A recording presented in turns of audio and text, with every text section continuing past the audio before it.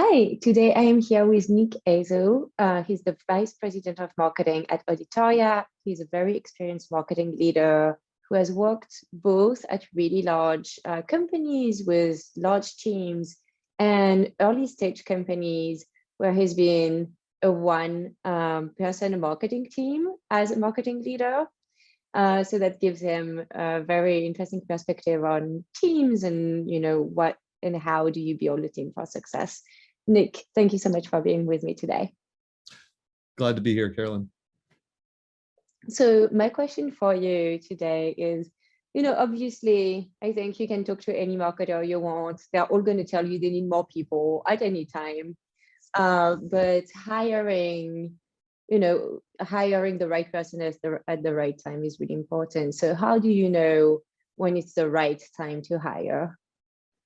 Well, it's an excellent question. And when I think about hiring, I think about what happens when you hire somebody ahead of time before you actually have enough for them to do. So, I have a philosophy about hiring, and that before you hire another person on your team, whether it's the first person or the 10th person, you should feel pain. And that pain should be prolonged and profound. So, it has to be like unbearable pain for a prolonged period of time, because, all of us go through ups and downs in our day-to-day life where we have too much to do.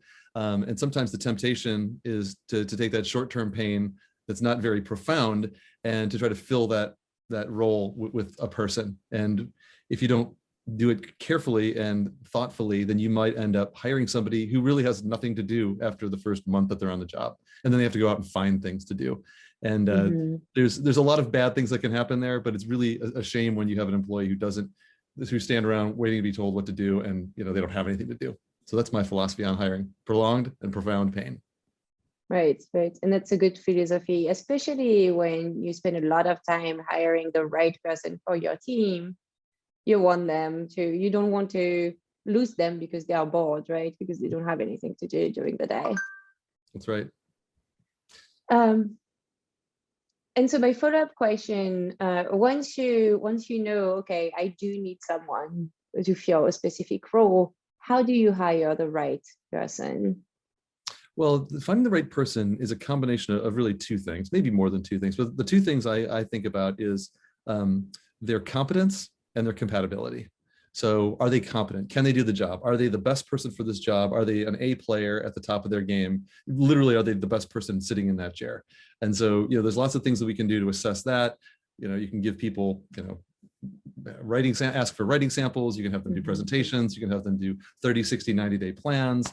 But then there's also that's the competence part of it. But there's also the compatibility part of it, because you can have an A player who is an F or a D when it comes to interacting with other people. And we've all been on teams where you've got somebody who's very, very smart that no one wants to deal with. So that compatibility has a lot to do with the fit. And do they fit into your culture? Well, first of all, do you know what your culture is? And if you do, then you know what the adjectives are that describe the culture. Are we innovative? Are we friendly? Are we aggressive? Are we collaborative? So whatever your corporate culture is and however it's reflected, this person needs to fit in with that culture, or at least fake fitting in good enough that no one notices that they don't fit in. Because in both of those situations where you hire somebody who's not competent or you hire somebody who's not compatible, you will end up having to terminate them, and it will not be pleasant when you do that. So anyway, I say do whatever you can to figure those things out, get input from the hiring team. Don't fall in love with a candidate. Know that there's always 10 other candidates that are out there. If you lose one because they're not fully competent or they can't grow or they're not a fit, let them go, because there are other fish in the ocean, if you will. Right. I love this. Don't fall in love with the candidate. It's so true, especially when you spend a lot of time recruiting someone and, it comes that time that you're like, okay, I really need to fill this role.